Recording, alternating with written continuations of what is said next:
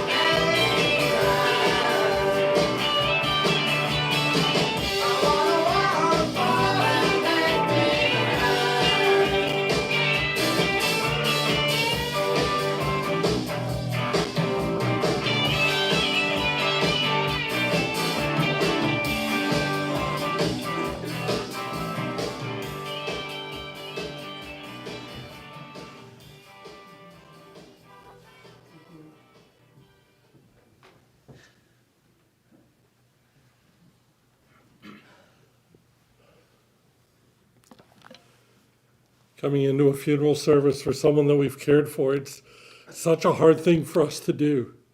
Funerals are very difficult. They're painful because they force us to look at a world that's never going to be quite the same. But there's also another way to look at it. A funeral service like this can also be comforting because here we're allowed to talk about David, to remember the best of his life. David's life was important to each of you, and now we find ourselves missing him. See, everything happened so quickly. A sudden heart attack, and now nothing is quite the same. And we're finding it hard to accept that David isn't here as he was before. He was such a presence in your life, though. Whether he was family, a colleague, a neighbor, or a friend.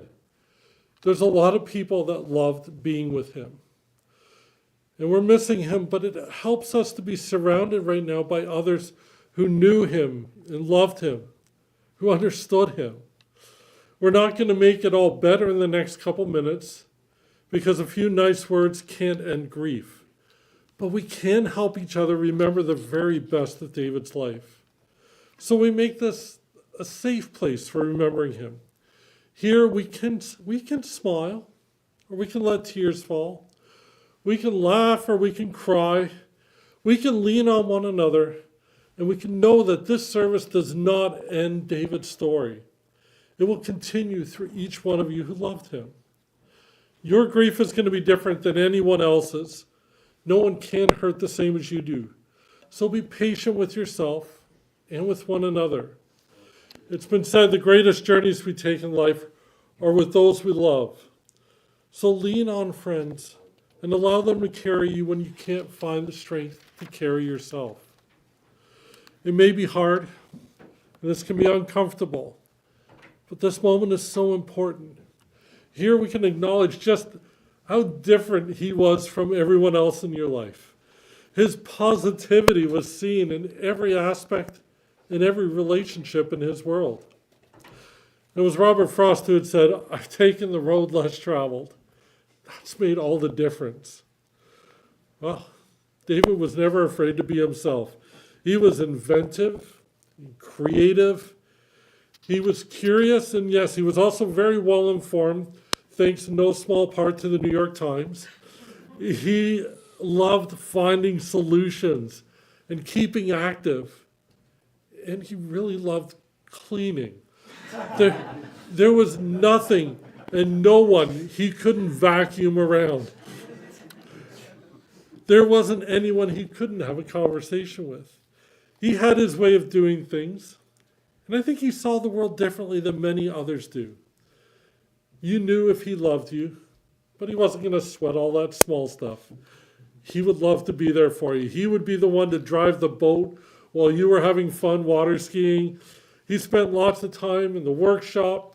There was always some sort of project on the go. And he still had some time for his people, for Hannah, Nicole, Mackenzie, Gustav, his brother Stephen. It was family, whether you came to him by birth or by choice. And if you loved someone, he loved them too. There were many people that found this world to be a better place when David was at your side.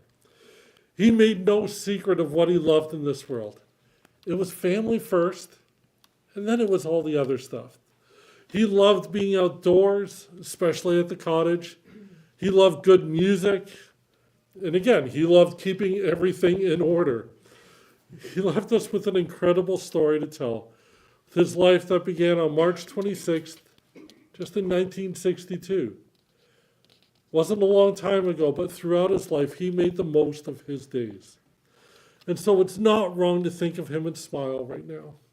I know that might be impossible for everyone to do, but one day you'll wake up and the pain will be a little less than it was the day before, and you know you'll be on your journey of healing. We can help each other through healing as we talk about him. And so there's a lot to be said. I'm not going to call you all up here and put you on the spot to come up and share. We're going to have a little gathering after where we can talk to one another a little bit more easily. But I am going to ask for a little bit of help from some very important people in his life. First, we'll hear from Stephen, and then from Mackenzie, Nicole, and then finally Tina is going to read something for Hannah. So Stephen, thank you so much.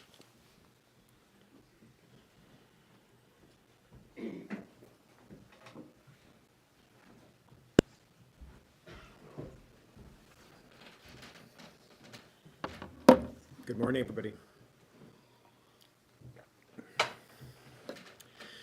This is the story of 6 cars and 2 or 3 boats, thereabouts. It's not that David was such an aficionado of the automobile, though he has driven some nice wheels in his time. It's that he was happiest in motion. Like many of the McDonalds, he is not akin to sitting down for long periods of time. He was always on the go, heading off on an adventure or just running an errand, and more often than not, that meant jumping in the car. With a 7-year age gap between David and I, we didn't really hang out much as kids, but when we loaded up the gold Le Mans, a behemoth with 8 highly inefficient cylinders, as was common in pre-energy crisis vehicles, for the biannual trip to Nova Scotia, we knew we had 16 plus hours of quality time together in the back seat. I recall many skirmishes and a few harsh words as we staked out our claim over the seat, with a steady stream of cigarette smoke wafting back atmospherically from my mother. More often than not, I seemed to be stretched out on the floor, while David lounged in the seat above, he having assured me that it was much more fun on the floor. Again, it was the 70s and seatbelts were considered largely optional. Our 2 weeks in Nova Scotia were great fun. We had Lismore Beach just down the road from my grandparents' farmhouse, and there were many McDonald and Butler cousins nearby for David, many of whom are watching today, to hang out with, many of whom he remained in touch with all his life. It was in Ardness at the storied brook where David discovered one of his earliest passions, fishing. Not your worm on a hook variety, mind you, but full-fledged fly fishing. David did nothing by half measures. He learned to tie his own flies, which he affixed to his official fly vest. You can picture the little fuzzy thing on the... He bought a creel in which to place his brook trout on beds of grass and subscribed to Field and Stream, I kid you not. There were many other hobbies that he embraced over the years, photography and developing, birch bark furniture making, and many more. On alternate years, we holidayed in the Muskokas, where my father's parents had built a cottage. This was David's first exposure to the area, and pardon the pun, he was hooked line and sinker, or fly, as the case may be. Now, Lake Muskoka is a big lake, and in a storm, it resembled a great lake, with all of the peril that entails. On one such occasion, David was AWOL in our cedar strip, or it might have been the little orange outboard that succeeded it, again, very sort of 70s. And my parents were beside themselves with worry. It turns out he was patiently waiting out the storm in a boathouse on Millionaire's Row. There will be other boats and other storms. David took to water skiing like he did to fishing, and he honed his slalom skills to a very high level. Picture cheek grazing the water as he moved effortlessly over the wake. Wasn't the same for me, I'll tell you. By this point, he was already a talented downhill skier, having spent many a weekend at Vorlage and later Camp Fortune in the Gatineaus, a love that he handed down to Nicole and Mackenzie, who are now accomplished skiers in their own right on actual mountains in the West, as I might add.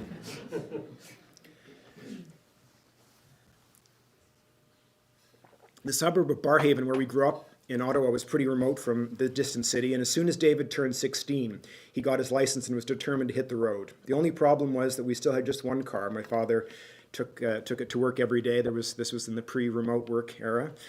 And so David began to look for something befitting his 1978 version of himself, all bell-bottoms, longish locks, and aviator glasses. When he brought a school bus yellow's Firebird home, my parents were speechless, and not really in a good way. To say that I was, the Freedom Mobile didn't run all that well. It seemed to spend most of its days leaking oil on my parents' immaculate blacktop. To say that I was in awe was an understatement. I counted the days between irregular rides around the block, which was all it seemed to be up for. I do recall an incident which may or may not have been in the Firebird, to be honest, when David came in rather sheepishly one evening and went straight to his room. About 15 minutes later, the doorbell rang, and the police were standing at our doorstep, asking if David was available to discuss a small matter of alleged drag racing. Nobody was hurt. If memory serves, the Firebird's days were numbered after that evening, but not gone was the spirit of adventure. He was only getting started. Jumping forward somewhat now, the next car worthy of our attention is a Saab 900, a sleek black work of art with beautiful tobacco leather upholstery, the perfect vehicle for a stylish, successful entrepreneur and man about town in Toronto. At this time, David was running a successful real estate partnership syndication business, one of many career paths that David would pursue. Now, as those of you who know David well, you won't be surprised, actually we already touched on this, but when I tell you that the car was kept very clean. Actually, it wasn't just clean, it was gleamingly immaculate. He used to have it detailed, which was kind of pointless because I don't know what they were detailing, but anyway. Now, you McDonalds are very familiar with the cleanliness gene that many of us inherited from our ancestors, who emigrated from the Scottish Highlands in the late 18th century. They may not have come with much of anything, but boy, could they clean. The genetic gift has been passed down through the generations, and as you heard, David was no exception. When Nicole and Mackenzie came on the scene, David and Roseanne realized they required something a little more practical, and they settled on the Crown Victoria. It was a great beast of a vehicle, not unreminiscent of the Le Mans, but it had one of the highest safety records, and this speaks to David and Roseanne's commitment to keeping their families safe and sound, all the while embarking on adventures on the lakes, the slopes, or just about anywhere the Crown Vic could take them. David was the consummate father, devoted to their well-being in this and every respect. David's adventurous spirit equipped him well in the face of danger in its many forms. One fine afternoon, we were on Lake Muskoka again, this time in the Cobia, with Nicole, Mackenzie, my wife Jill, and my two girls, Miranda and Vanessa, and a big storm blew out of nowhere. Channeling his shelter-seeking instincts from back in his boyhood, David found his support in the storm, and we all came home regaling my parents with David having saved the day, because that's what David did best. He got the job done. You could count on him. And count on him I did when we came back from England, where Jill and I had been living as I completed my PhD. Academia was contracting in the late 90s, and I needed a job. David made some calls and helped me make my CV more businesslike, and before long I had a great job with AT&T in Montreal, a career which now spans 28 years, and for which I am eternally grateful. Over the years, David and I continued to grow closer with the passage of time. We spoke regularly on the phone, shooting the breeze about current affairs. David was deeply progressive, as you heard, in his politics and a fervent reader of the New York Times. And importantly, we kept each other up to date on our families. We got together as often as we could for many Christmases, Easters, and summer holidays over the years, and that tradition continued when David met Hannah, and some years later when we welcomed Gustav into the fold. After the beloved Mini was retired from service, David and Hannah chose the Panamera for its safety and maybe a little bit for its stylishness. This reminds me of one more storm. David and Hannah were visiting us in Stanbridge East at our home in the Eastern Townships. The pandemic was in its last throes and the U.S. land border had just reopened. No matter that it was December and they were announcing a blustery storm, kind of like yesterday. We needed a road trip, and so we motored down to Stowe, Vermont. Much like the Muskoka storm of the past, the snow seemed to whip up from nowhere, and we had one of the most harrowing drives home that I ever experienced. Thank goodness Hannah and Jill rode in the back and were spared just how little visibility there was. I white-knuckled in the front, while David, seemingly calm as a cucumber, got us home without issue. He later confided to me that he hadn't really been able to see much of the road. But little matter, he got us home, safe and sound. He got the job done.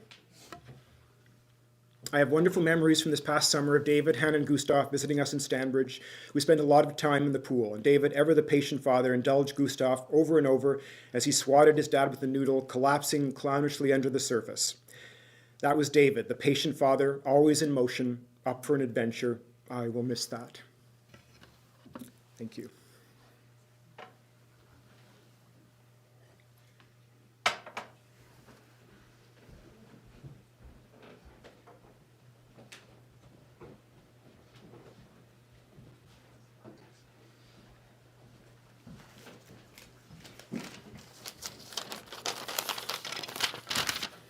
Thanks, Stephen. That was really nice. Thank you all for coming, despite the snow. We really appreciate it. I'm going to try to get through this without tearing up, but we'll see. Growing up, my dad was my hero. He was my encyclopedia and my teacher. I thought he knew everything and could do anything, from helping me with school to building something from scratch. Later, as a teenager, he was my friend. We'd spend our weekends together in the city, grabbing coffee, 7 a.m. Home Depot runs, or going to the movies. We spent endless hours at the cottage, where he would do anything Nicole, myself, or my friends wanted, as long as it brought us some joy. He was always beyond patient. He was also hilarious, sometimes intentionally and sometimes not so much. He would often wake me up before 7 a.m. on the weekends by doing the dishes as loud as humanly possible. When I'd finally stumble into the kitchen, he'd greet me with a sly smile and a "Did I wake you?" as he handed me my breakfast. He would vacuum under my feet as I watched TV, and he often threw away or washed something Nicole and I weren't even close to be done with. But that was just him. He could never go to bed if there were dishes in the sink, and he never seemed to sit still. When I moved out to BC, phone calls became our main source of communication, and I really treasured those calls. From check-ins to deeper talks, we laughed, cried, and bickered on the phone. The last time I spoke to him was on the phone, which seems appropriate. We didn't always see eye to eye on my career or where I lived, He definitely wanted me to move back to Toronto, but however, in the last year, he had really come around and made it clear he was happy with the direction I had taken and doing something that I loved. He expressed this again in our last call, which I'm really grateful for. He was dependable, and I always knew I could rely on him. He could be stubborn, and if he didn't want to hear your opinion, he wasn't going to. But he had so many great qualities as well, some that have directly rubbed off on Nicole and I, and some that are truly his own. Yeah, in case you haven't gathered, his house was always spotless. He was never late. He had a dry sense of humor. He loved reading. He was a lifelong learner, a pool shark. He was sharp dressed, often overdressed. He was a great cook and an early riser. I love the outdoors because of him. I like sitting in cafes because of him. I like fast cars and rock and roll because of him. Dad, I know how much you love Nicole and I got to see it all over again with how much you loved Gustav. It's hard for me to accept that we won't chat again, drive to the cottage together, shoot some pool, or just shoot the breeze, but I'm grateful we did what we could. When I see you next, please make sure the boat's gassed up, the pool balls are racked, and Bruce is blasting on the speaker. Love you, Dad.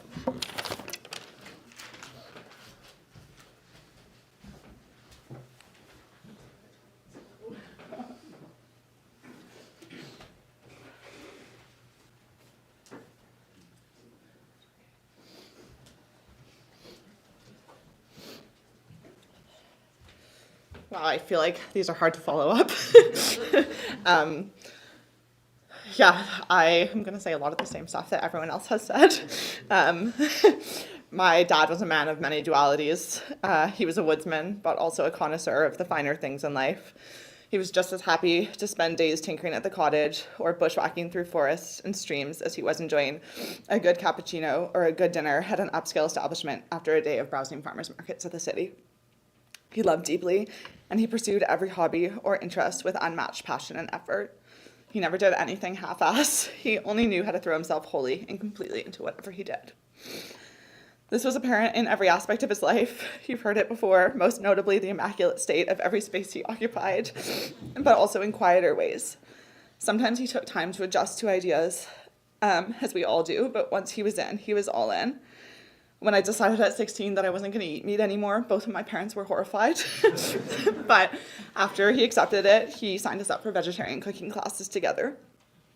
When we convinced him to let us bring home baby pet rats from the cottage, I learned that rats' cages aren't big enough for them to live a happy and fulfilled life. So he built us a cage big enough for a child-sized Mackenzie to lay down in. He was committed to making sure the rats got the enrichment that I said they needed. I found him playing with them on multiple occasions, and he told me he appreciated how clean they were because their tails gathered all the dust he missed in his cleaning. Dad was the one that noticed our childhood dog was going blind when he started walking up the stairs sideways at the cottage. He noticed everything. He was really hard to stay mad at, even as a moody teenager. Because his earnest excitement shone through in so many ways. He used to wake us up before 7 a.m. on the holidays. He'd say, "Do you want to go water skiing?" The water is absolute glass. I would roll my eyes, but I would get up every time. When I was 18, I was recovering from a surgery, and we decided to go away for my first trip post-surgery. Knowing his propensity for projects, I told him that I would only go if we didn't do anything at the cottage. He promised, and we painted the entire exterior of the cottage. My dad taught me so many of the things that make me who I am today. He was always giving in the ways that he knew how. He taught countless friends to water ski. He always made sure I had a 20 in my hand when I was coming or going anywhere, and I was never without a coffee or a delicious meal when I visited him. He loved to chug maple syrup, speed around in the Mini with the top down, blasting Springsteen, eat a million cookies all at once, and devour a good book. He made furniture. He had a crazy sense for interior design, a wicked dry sense of humor, and boundless energy. I always believed that he could do anything he wanted. He had an insane memory, and I could always rely on him to get facts straight or to figure anything out. He was always 100% unapologetically himself. I will miss him deeply and completely, and I'm so grateful for the time that we got to spend with him. I will never be able to dog a boat as well as he did. I hope somewhere out there he's flying down a cottage road with the top of his convertible down, blasting Springsteen as he speeds toward whatever project he has next. Thanks.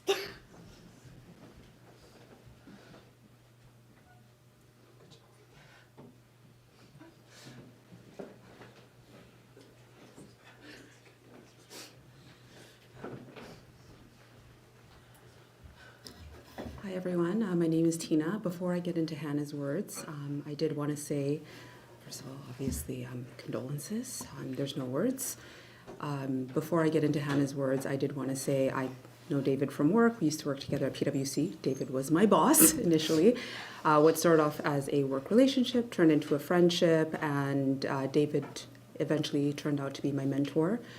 Encouraging me to actually pursue an MBA. I wouldn't be where I am in my career without David, so he's done just a lot for me. I will not speak about his relentless pursuit of cleanliness, don't worry. But you may hear my stomach growl here and there, I'm so sorry. I will now get into what Hannah has written. So this is Hannah's words. She asked me to speak because she is obviously unable to. Sorry about this. I've asked Tina to read this eulogy on my behalf because Tina was there from the beginning of the story of Hannah and David until its very end. She introduced us, and she was with us on the day of David's passing. David was a wonderful man, and he was full of energy, radiant, always positive, always looking on the bright side of things, even when things were not going well. I called him a Renaissance man because no matter what adversities threw at him, he always managed to reinvent himself and adapt to the new situation.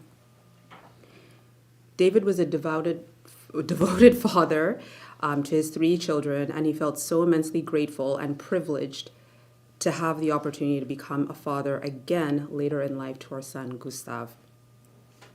He was with Gustav from the minute he was born, never leaving his bedside, while our son fought for his life. Later on, when Gustav was about 2 months old, David was changing his diaper, then lifted him up, kissed him, and said, "I love being a dad." I will cherish that memory forever. David and I did everything together. When the pandemic hit and people were complaining about being stuck indoors with their family members and complaining, we embraced it and loved spending every minute with each other. I used to always say, "David, I have the best life with you." I loved his infectious positivity, his laughter, the joy he felt when he ate his favorite food, listened to his favorite music, or when we traveled to his favorite destination, or when his emotions ran high because of some New York Times article. I will miss David pretending to laugh at the various memes I sent him daily, or pretending that Polish political humor was remotely funny to him. David's passing leaves an unimaginable void, a deep emptiness. The last 13 years have been the best chapter of my life. The conversations we shared, the travels, the dinners, the adventures, the spontaneity, constant laughs, and love. Always lots of love. I am forever grateful that David walked into my life one July evening 13 years ago. He was my biggest love, my soulmate. Goodbye, baby, until we meet again.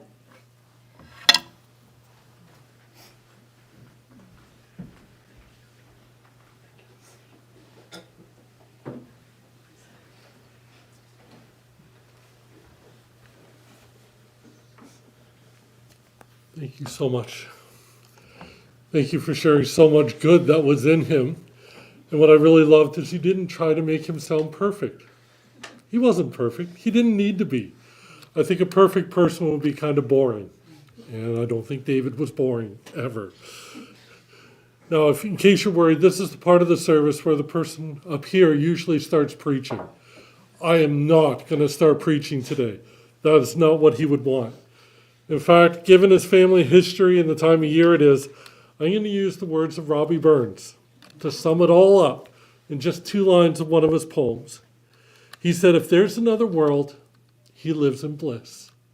And if there's none, he made the best of this. He did make the best of this.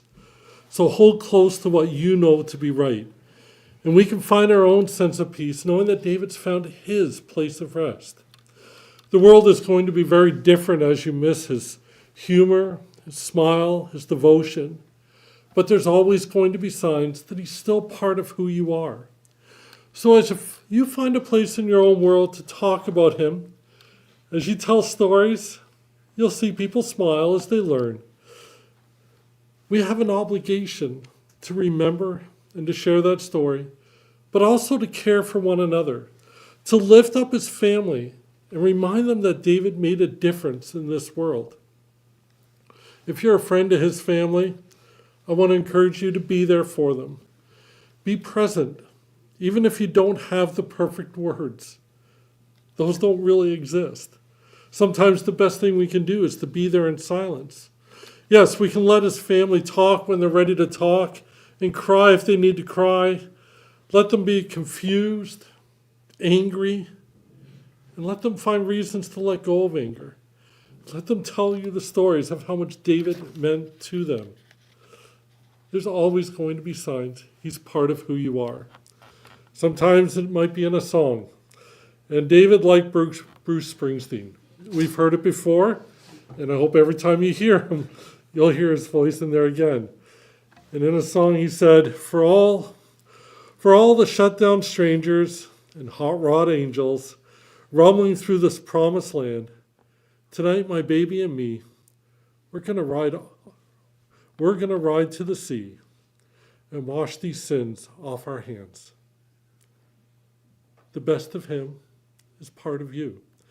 So when you can, do those things that are going to help you to think about him. Go skiing, have some fun, be with friends. He's part of who you are. And so rather than keeping you all here for any longer, there's a little gathering that's prepared upstairs. There's something to eat there. There's lots of stories. There's pictures. There's memories. And a chance to help each other out. And so before we finish with, of course, a Bruce Springsteen song, I want to leave you with these words from Donna Ashworth, who said, when I go, don't learn to live without me. Just learn to live with my love in a different way. And if you need to see me, close your eyes. Or look in your shadow when the sun shines. I'm there. Sit with me in the quiet, and you will know that I didn't really leave. There is no leaving when one soul is blended with another. So when I go, don't learn to live without me. Just learn to look for me in the moments, and I will be there. And so let's just take a moment now, because it just wouldn't be right if we didn't have Bruce Springsteen here. Let's listen together.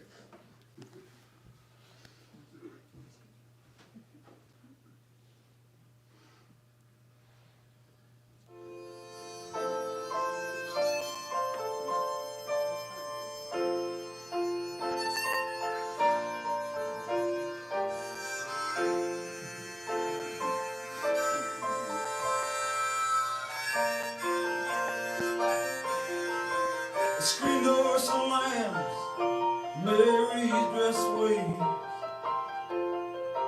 Like a vision she dances across the porch as the radio plays.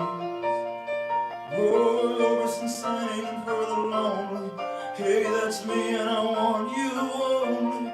Don't turn me on again, I just can't face myself alone again. Don't run back inside, darling, you know just what I'm here for. So you're scared and you're thinking that maybe we ain't that young anymore. Show a little faith, there's magic in the night. You ain't a beauty, but hey, you're alright. Oh, and that's alright.